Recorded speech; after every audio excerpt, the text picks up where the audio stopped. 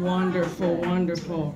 I definitely want to first, I'm going to go ahead and just get the thanks out the way. Thank you to Coach E, Coach T. I've known them, wow, I don't know how many years, but I've known them for quite a while. I've actually known them since I was actually a teenager. So they have seen me grow. Yes, as well, I have seen them grow, and so I'm just so honored. And of course, I'm just thanking all authors that's here and just everybody that's able to come out. I really do appreciate seeing this. This is nothing that, unfortunately, is unfamiliar to me because I've actually written other books, but it's really wonderful to see when you have support. And it's so important to have that support.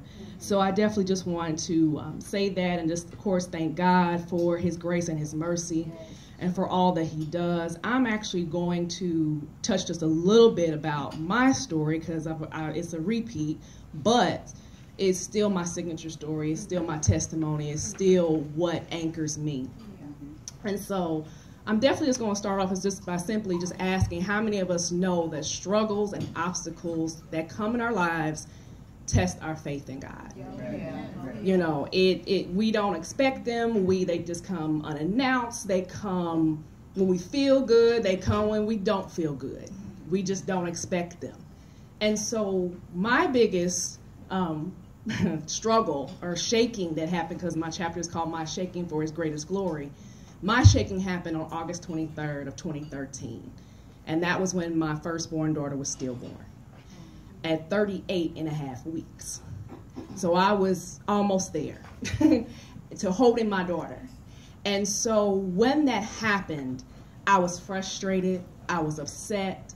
I was even mad at God's will. I didn't agree with what he had done.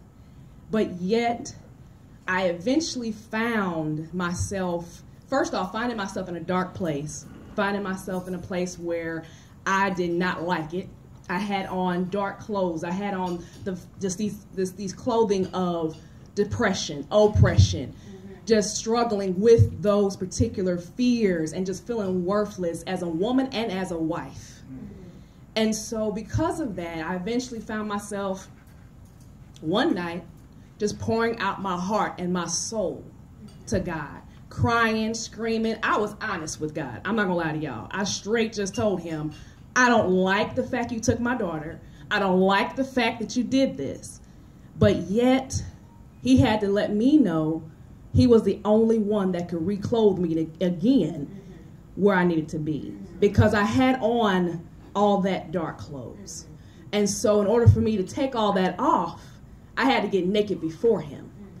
And so when that happened, I eventually, from that day forth, I eventually began to put on my garments of praise, my garments of joy, my garments of restoration, my garments of what it was that he needed for me to do out of this particular situation. And so I just want to encourage anyone in the room that despite of, trust him. No matter what it looks like, no matter the way it seems right now, you have to trust him. And then you also want to make sure that you're putting on your garments of praise. Don't allow the darkness of those garments to come over you.